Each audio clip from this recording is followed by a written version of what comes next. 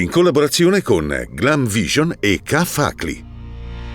Ondata di caldo e siccità, dal Brent al Po i fiumi sono in secca. L'Adige è sotto del 24%, dati allarmanti. Dall'Adriatico, acqua salata già risalita di 21 km. Siccità, il consorzio del Chiese chiude l'acqua alle irrigazioni.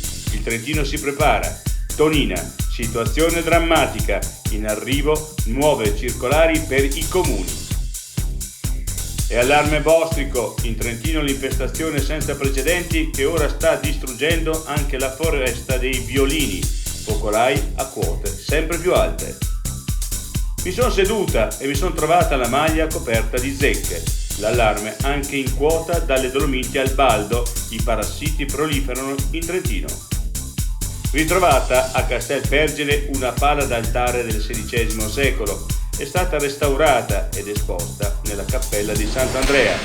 Il maniero è sempre più bene comune.